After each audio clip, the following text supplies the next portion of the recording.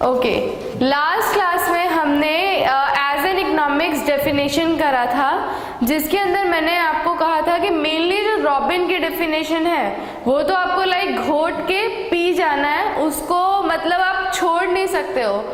आपसे एग्जाम में direct question पूछ सकते हैं कि economic as defined by Robin बताओ, या फिर इकोनॉमिक सिंपल डेफिनेशन पूछ सकते हैं। दोनों ही चीज़ों में आपको वो रॉबिन की डेफिनेशन बेसिकली आनी चाहिए, अच्छे से याद होना चाहिए। तो उसी डेफिनेशन को हम एक बार रिकॉल करते हैं। सबसे पहले तो जो डिफाइन था, that is according to Robin, economics is the science which deals the human behaviour, which deals with human behaviour as a relationship between ends and scarce means which have alternative uses। तो basically ये definition हमने last class में करा था, जो आपको बहुत ही अच्छे से आई थिंक हो गया होगा, बिकॉज मैंने आपको 4 डेफिनेशंस कराया था। 4 के अंदर से जो रॉबिन डेफिनेशन था वो मैंने आपको मोस्ट इंपॉर्टेंट बोला था कि उसको तो आपको छोड़ना ही नहीं है। ओके, तो आज फर्दर आगे चलते हैं। हमें बेसिकली इकोनॉमिक्स डेफिनेशन हमने पढ़ ही लिया था, बिकॉज हमारा जो सब्जेक्ट था वो ही इकोनॉमिक्स था। तो हमें ये तो पता होना चाहिए ना कि इकोनॉमिक्स है क्या एक्चुअल में। इकोनॉमिक्स के अंदर मैंने आपको लास्ट क्लास में बताया था कि 2 पार्ट्स होते हैं, like first one is micro and second will be macro. Okay, तो ये 2 जो है इसके सब टॉपिक्स हैं। आपने देखा होगा मैंने यहाँ पर स्मॉल लेटर्स में लिखा है, यहाँ पे कैपिटल लेटर्स में लिखा है। तो कैपिटल लेटर का मतलब है कि ये जो है ये ह्यूज टॉपिक है, like a national one topic है, ये नेशनलाइज अप्लाई होता है। और जो ये टॉपिक है माइक्रो, ये एक स्मॉल टॉपिक है जो सिर्फ इंडिविजुअली अप्लाई होता है। ओके, मैक्रो को एज एन ग्लोबलाइज्ड, नेशनलाइज आप बोल सकते हैं। और जो बेसिकली जो माइक्रो होता है वो इंडिविजुअल बेस्ड होता है।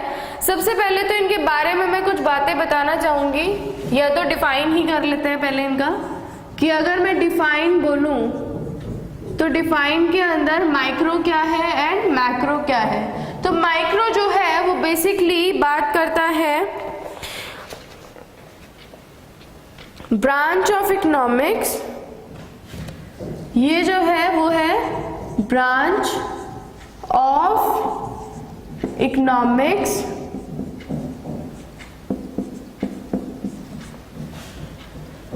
which deals with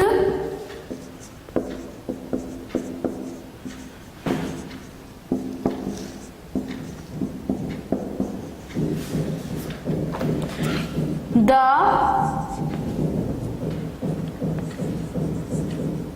analysis of scarcity and choice problems faced by an individual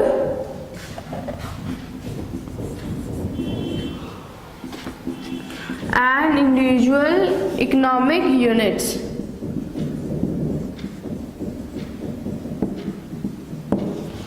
basically ये जो माइक्रो है वो बात करता है branch of economics which deals with the analysis of scarcity. यहाँ पर वो उन स्केयरसिटी के बारे में बात करता है जो रिलेटेड है चॉइस प्रॉब्लम्स के साथ। अब आप इसी के अंदर आगे फर्दर पढ़ेंगे कि जो स्केयरसिटी जो प्रॉब्लम्स हैं, ये इकोनॉमिक्स प्रॉब्लम्स हैं, वो कौन सी होती हैं, जो हमें आगे पढ़ना है इसी टॉपिक के अंदर। Faced by an individual economic unit, तो बेसिकली आपको डिफाइन के अंदर इसका यही याद रखना है कि जो माइक्रो है वो बेसिकली डील करता है with the analyse of scarcity and choice problems faced by an individual. Mainly जो डिफाइन है वो ये वर्ड्स हैं जो आपको बिल्कुल भी इग्नोर नहीं करने हैं। ये वर्ड्स हैं, अगर डिफाइन आए तो माइक्रो के अंदर बेसिकली आपको यही बताना है कि विच deals with the analysis of scarcity and choice problems faced by an individual. बस ये जो लाइंस है अगर आपको आती हैं दैट मीन्स आपको माइक्रो का जो कॉन्सेप्ट है वो क्लियर हो गया। जैसे कि मैंने आपको बताया था कि इकोनॉमिक के अंदर स्केर्सिटी के बारे में बात होती है, बिकॉज ह्यूमन वांट्स जो है वो अनलिमिटेड है और जो उनकी रिसोर्सेज हैं वो लिमिटेड है। वही चीज माइक्रो भी कह रहा है कि माइक्रो के अंदर भी डील करता है with the analyse of scarcity and choice problem जो कि फेस्ड बाय एन इंडिविजुअल है। तो बेसिकली आपको ये डेफिनेशन एज एन लर्न होनी चाहिए। मैक्रो कॉन्सेप्ट देखते हैं मैक्रो के बारे में वो क्या कह रहा है। मैक्रो के अंदर भी वो कहता है कि ये भी ब्रांच ऑफ इकोनॉमिक है, ठीक है, सही बोल रहा है, बिकॉज दोनों ही इकोनॉमिक्स का पार्ट है। अब ये किसके साथ डील करता है, विच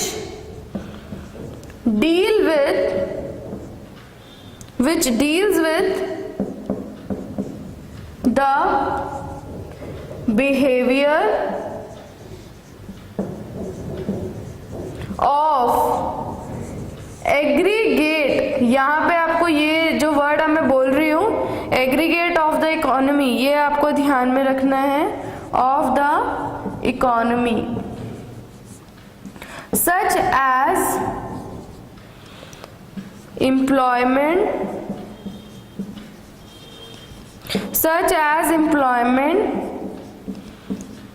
national income, etc. वैसे यहाँ पे भी इसकी एग्जाम्पल मैं लिख ही देती हूँ कि अगर ब्रांच हो मतलब माइक्रो हो तो क्या होगा, एज एन एग्जाम्पल हो गया यूनिट्स, एग्जाम्पल यह लिख देती हूँ, such as a consumer, a producer, etc. तो अब यहाँ पर आप देखेंगे कि मैंने आपको बेसिकली दो डेफिनेशन कराई है। First is micro, second is macro. First जो माइक्रो है वो बात कर रहा है विच deals with the analysis of scarcity and choice problems faced by an individual, जिसके अंदर मैंने एग्जाम्पल भी दिया है कंज्यूमर का और एक प्रोड्यूसर का। जब भी माइक्रो आपके माइंड में आए ना, बस ये दो वर्ड याद रखना, डिमांड एंड सप्लाई। बाकी प्राइस तो इसमें भी है उसमें भी है, वो बात की बात है, या फिर कॉस्ट भी आप बोल सकते हैं, कॉस्ट पर यूनिट। ये जो बेसिकली जो पॉइंट्स हैं माइक्रो आते ही ये दो पॉइंट्स आपके माइंड में आ जाना चाहिए, बिकॉज ये इन्हीं के बारे में हमेशा बात करेगा। तो इसीलिए जो एग्जाम्पल है वो भी मैंने कंज्यूमर और प्रोड्यूसर का लिया है, बिकॉज जो कंज्यूमर है वो बेसिकली डिमांड दिखा रहा है और जो प्रोड्यूसर है वो बेसिकली अपना जो सप्लाई है वो दिखा रहा है। ओके, मैक्रो जो मैंने अभी आपको बताया है, मैक्रो के अंदर basically branch of economics which deals with the behaviour of aggregate of the economy. यहाँ पर जो ये वर्ड है एग्रीगेट, बेसिकली ये जो एग्रीगेट वर्ड है ये बात कर रहा है पूरे नेशनल लेवल पर, पूरे ग्लोबलाइज्ड लेवल पर एक एवरेज लेना, ये उस एग्रीगेट के बारे में बात कर रहा है।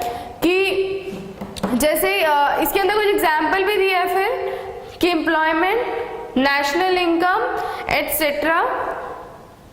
बेसिकली जो मैक्रो है वो जो बिहेवियर है वो इंडिविजुअल नहीं देखता, वो behaviour of aggregate of the economy देखता है। ओके, तो आपको बेसिकली ये तीन जो वर्ड्स हैं, तीन लाइंस हैं, ये ध्यान में रखना है कि ये जो है वो डील करता है behaviour of aggregate of economy, ये जो है वो डील करता है scarcity and choice problems faced by an individual. तो अगर ये दो वर्ड्स और ये दो लाइंस जो हैं अगर आपको ये याद हैं, that means macro and micro खत्म हो चुकी है, यानी कि 100 मार्क्स हमने स्कोर कर लिए, दैट मीन्स यस। बिकॉज इनके अलावा पूरे बुक के अंदर अगर आप माइक्रो की बुक उठाओ या मैक्रो की बुक उठाओ, पूरी बुक में इनके अलावा आपको कुछ भी नहीं दिखने वाला है। तो मैक्रो मैं दोबारा से आपको एक बार रिवाइज करवा देती हूँ। Micro means which deals with the analyse of scarcity and choice problem faced by an individual. Macro means which deals with the behavior of aggregate of the economy. You have 1 minute to say this.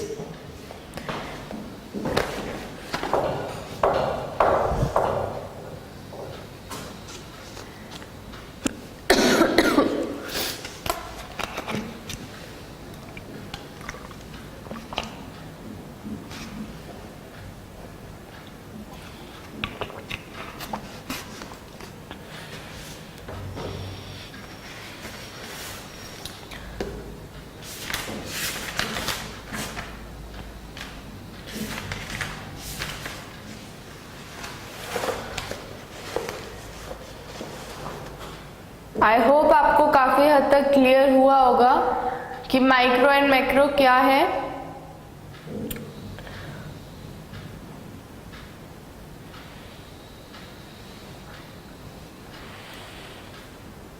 Okay, अब मैं micro and macro define मैं erase कर रही हूं।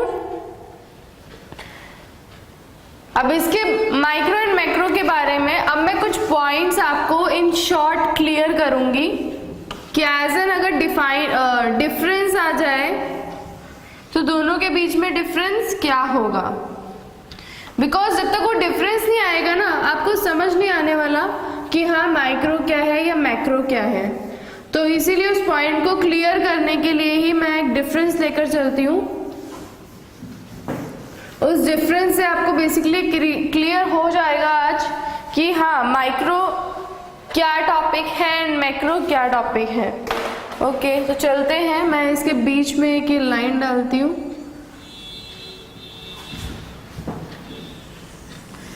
Okay, पहला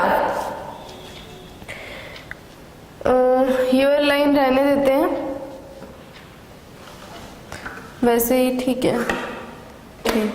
first जो point है basically वो पॉइंट है कि जो माइक्रो है वो एक कंज्यूमर बिहेवियर है।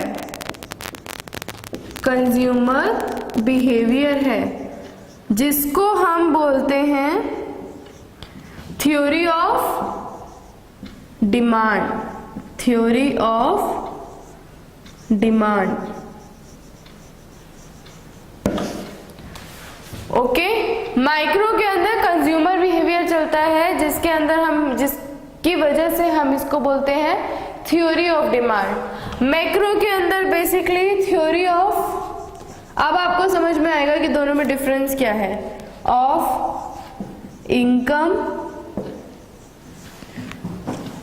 एंड एम्प्लॉयमेंट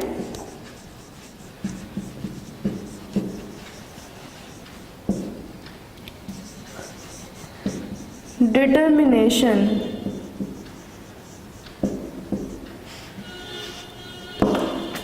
तो बेसिकली माइक्रो के अंदर कंज्यूमर बिहेवियर जिसको हम थ्योरी ऑफ डिमांड बोलते हैं, और मैक्रो के अंदर theory of income and employment चलता है।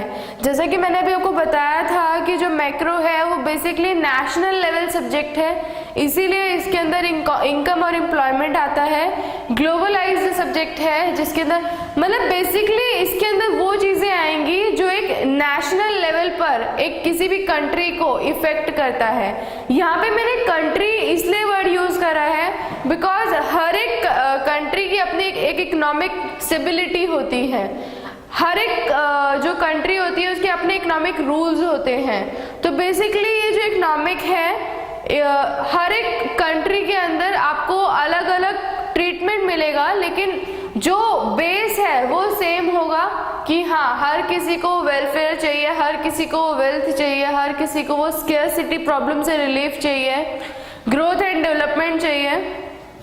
तो वो सब चीज़ें सेम है, लेकिन बेसिकली जो ये है इसके अंदर सारा वही पॉइंट्स आएंगे जो एक नेशनल लेवल पर या फिर एक ग्लोबलाइज्ड लेवल पर आपको इफेक्ट कर रही है। अगर इंडिविजुअली इफेक्ट कर रही है तो वो यहाँ आ जाएगी माइक्रो के अंदर।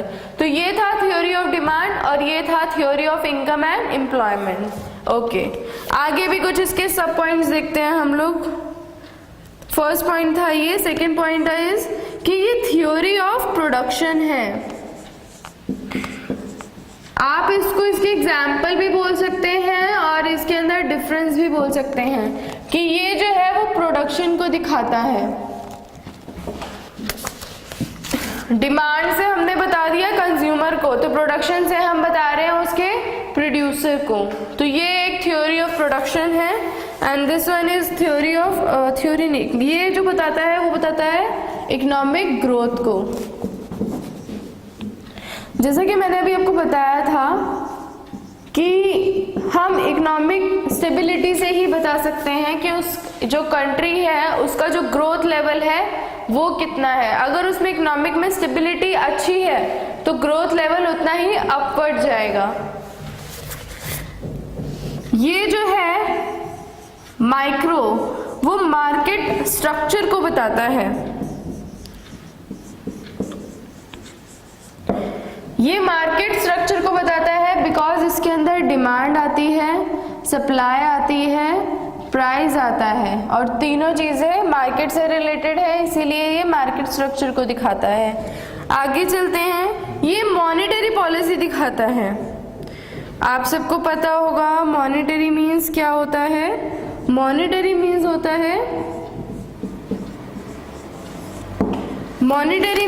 है कि पैसे को आप किस तरीके से डील कर रहे हैं, वो मॉनेटरी पॉलिसी होता है, जो कि एक मैक्रो सब्जेक्ट है।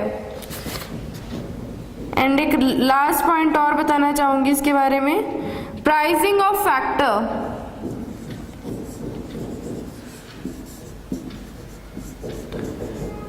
यहाँ पे बेसिकली प्राइस के बारे में बात होती है और यहाँ पर फिस्कल पॉलिसी एग्जाम्पल ले लेते हैं। फिस्कल पॉलिसी, आपको फिस्कल पॉलिसी थोड़ा सा प्रॉब्लम हो रही होगी समझने में कि फिस्कल एक्चुअल में है क्या, तो बताना चाहूंगी कि जो फिस्कल पॉलिसी होती है वो basically tax and borrowings problem से रिलेटेड होता है।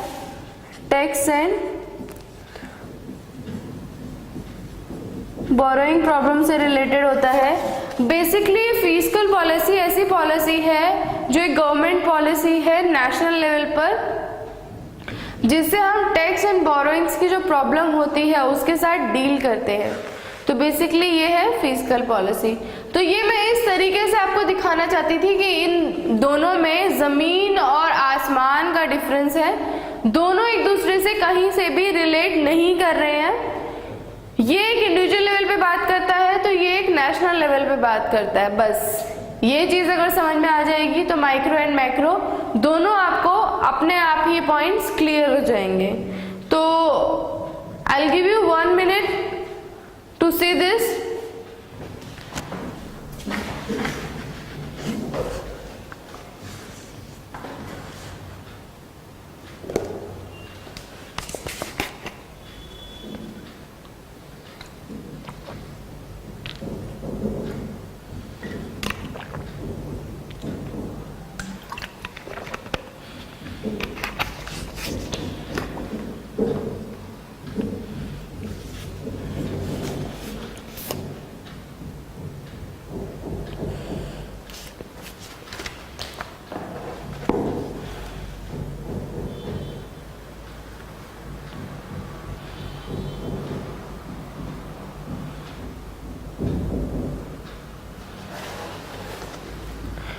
ओके,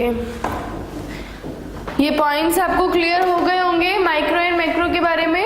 इसको आगे हम और डिटेल में थोड़ा पढ़ते हैं कि माइक्रो एंड मैक्रो को और हम और अच्छे से कैसे समझें।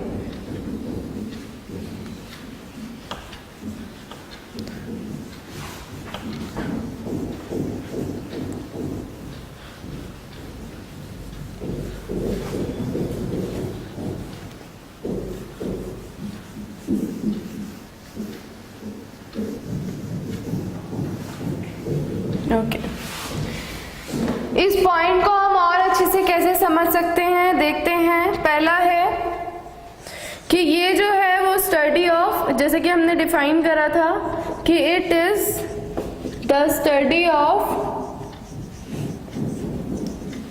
इंडिविजुअल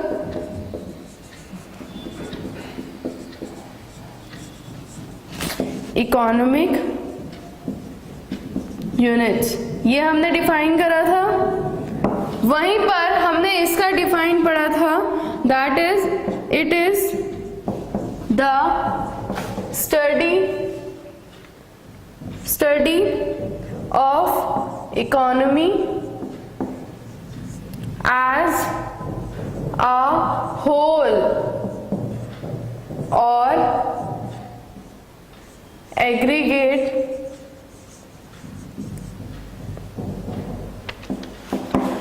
देख रहे होंगे कि ये बात कर रहा है इंडिविजुअल इकोनॉमिक यूनिट्स के बारे में स्टडी करने के लिए, और वहीं पर ये बात कर रहा है एग्रीगेट्स इकोनॉमी स्टडी करने के लिए। यही चीज मैं आपको समझा चुकी हूँ ऑलरेडी, इसके बारे में हम और ज़्यादा डिटेल में बात नहीं करेंगे। सबसे पहले मैंने आपको यही डेफिनेशन कराई थी। सेकंड जो पॉइंट था माइक्रो के अंदर, विच इज इसके जो टूल्स हैं वो बेसिकली हैं डिमांड एंड सप्लाई। ये चीज भी मैंने आपको बताई थी, demand and supply of production. वहीं पर इसके जो टूल्स हैं वो बेसिकली है तो डिमांड एंड सप्लाई ही, लेकिन वो एग्रीगेट हो जाएगा, दैट मीन्स वो पूरे नेशनल लेवल पर हो जाएगा। तो सेकंड जो इसका जो पॉइंट है वो है इसके जो टूल्स हैं वो हैं aggregate demand, aggregate demand and aggregate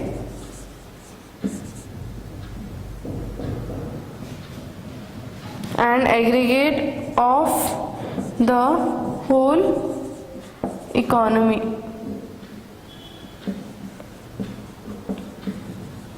आपको ये याद रखना है पॉइंट कि इसके जो टूल हैं वो बेसिकली हैं डिमांड एंड सप्लाई, और इसके जो टूल हैं वो है एग्रीगेट डिमांड और एग्रीगेट इकोनॉमी। ये पॉइंट्स आपको याद, जो ये पॉइंट्स मैं आपको अंडरलाइन करके दे रही हूँ ना, वो आपको एग्जैक्टली वर्ड्स ऑब्जर्व हो जाने चाहिए, बिकॉज आप उनके साथ खेल नहीं सकते, आप उनको चेंज नहीं कर सकते हो या उनको अपने लैंग्वेज में कन्वर्ट नहीं कर सकते हो। वो वर्ड एग्जैक्टली आपके माइंड में सेट होना चाहिए कि हाँ अगर ये पॉइंट आएगा तो हमें उसके बारे में क्या लिखना है। तो बेसिकली 2 पॉइंट्स कराए, थर्ड पॉइंट की तरफ चलते हैं आगे। थर्ड जो पॉइंट है बेसिकली वो बात कर रहा है सेंट्रल प्रॉब्लम के बारे में। इसकी जो सेंट्रल प्रॉब्लम है वो सेंट्रल प्रॉब्लम है इसकी प्राइस डिटर्मिनेशन,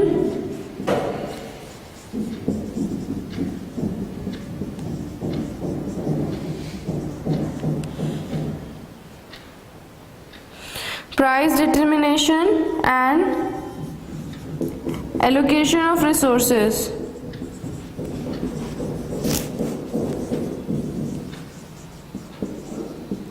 ये दो, इसके अंदर जो प्रॉब्लम्स है वो है प्राइस कैसे डिसाइड करना है एंड सेकेंड इज रिसोर्सेज को कैसे एलोकेट करना है, मींस कि वो एफिशिएंट एंड इफेक्टिव दोनों तरीके से यूज हो सके, उसको कैसे करना है। इसकी प्रॉब्लम्स देख लेते हैं हम। इसकी जो प्रॉब्लम है बेसिकली वो है यहाँ पर जो सेंट्रल प्रॉब्लम है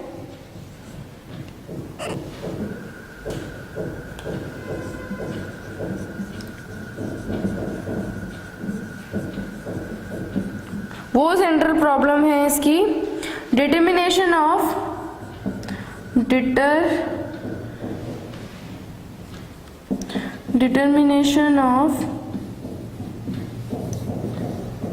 नेशनल इनकम एंड एम्प्लॉयमेंट। ये जो सेंट्रल प्रॉब्लम के बारे में बात कर रहा है वो बात कर रहा है determination of national income and employment. जैसा कि अभी हमने एग्जांपल भी लिया था यहाँ पर कि इनकम एंड एम्प्लॉयमेंट था, वो यहाँ पे भी बेसिकली वो इनकम एंड एम्प्लॉयमेंट ही इसकी प्रॉब्लम है। यहाँ पर हम स्केर्सिटी के बारे में बात कर रहे थे तो इसीलिए रिसोर्सेज के बारे में बात हो रही है और डिमांड एंड सप्लाई प्राइस के बारे में बात हो रही है। तो आप देख रहे होंगे कि जो पॉइंट्स हैं वो रिलेट कर रहे हैं अपने, एक पॉइंट दूसरे से, दूसरा पॉइंट तीसरे से। लेकिन माइक्रो एंड मैक्रो एक दूसरे से रिलेट नहीं करेगा। माइक्रो जो है वो इंडिविजुअल लेवल पर ही रहेगा और ये जो है वो नेशनल लेवल पर ही रहेगा। ओके, आगे चलते हैं। फोर्थ पॉइंट जो है इसका लास्ट पॉइंट,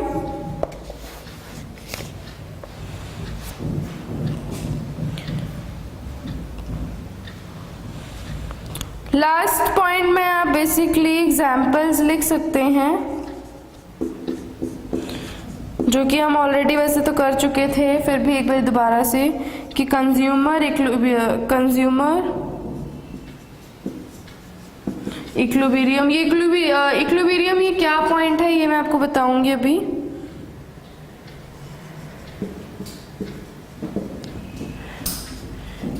इंडिविजुअल डिमांड,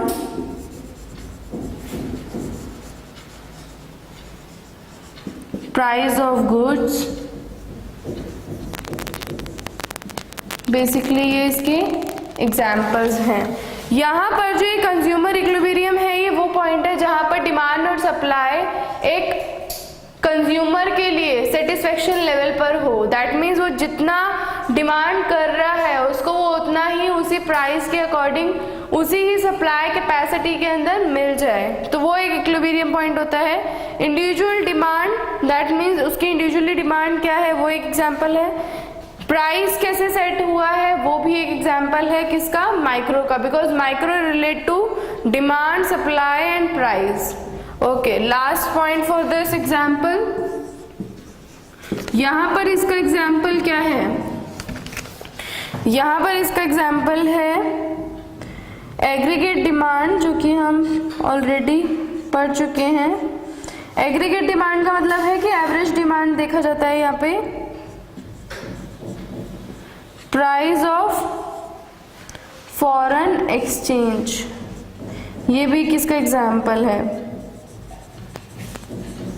यहाँ पे हम प्राइस ऑफ गुड्स नहीं देखते हैं, यहाँ पे हम प्राइस ऑफ फॉरेन एक्सचेंज देखा जाता है, बिकॉज ये नेशनल लेवल पर है। तो foreign currency day by day जो आरबीआई के रेट्स हैं या फिर जो फॉरेन एक्सचेंज रेट्स हैं वो डे बाय डे चेंज होते हैं, तो हमें वही कंसीडर करना है बिकॉज हम नेशनल लेवल कॉन्सेप्ट को देख रहे हैं। तो बेसिकली और डिमांड भी हमें एग्रीगेट देनी है, ये भी इसका एक एग्जाम्पल था। तो अभी हमने 4 पॉइंट्स करे हैं, आप इन्हें एक बार ही देख सकते हैं, कोई डाउट्स है तो फिर आगे और एक्सप्लेन करते हैं इसे। 1 मिनट फॉर यू।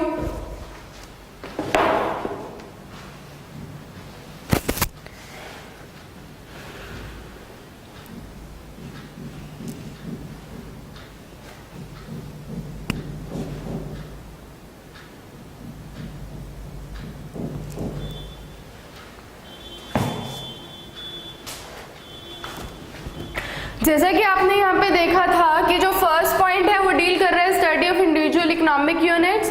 यहाँ पे था कि वो होल एग्रीगेट इकोनॉमी के साथ डील करेगा। सेकेंड पॉइंट था कि डिमांड एंड सप्लाई के साथ डील करता है। यहाँ पे था कि वो एग्रीगेट डिमांड और एग्रीगेट इकोनॉमी के साथ डील करेगा। यहाँ पे उसकी प्रॉब्लम थी प्राइस डिटर्मिनेशन की और एलोकेशन ऑफ रिसोर्सेज की। यहाँ पे उसकी प्रॉब्लम है कि वो नेशनल इनकम को और एम्प्लॉयमेंट को कैसे देखें। यहाँ पर इसके एग्जाम्पल थे like demand, supply and price. यहाँ पे इसके एक एग्जाम्पल है aggregate demand and foreign exchange and etcetera. तो इस तरीके से हमने 4 पॉइंट्स करे हैं जो बेसिकली आपको बहुत ही अच्छे से रिवाइज करना है। और micro and macro economic concept हमारा क्लियर हो चुका है, जो बेसिकली हम फर्दर आगे लेक्चर्स के अंदर दोबारा से रिवाइज करने वाले हैं इसको, फिर हम आगे क्लास को कैरी ऑन करेंगे। आपका बस यही काम है कि आपको यही सारे टॉपिक्स दोबारा से देखना है और अच्छे से करना है। Then see you in next class. Thank you.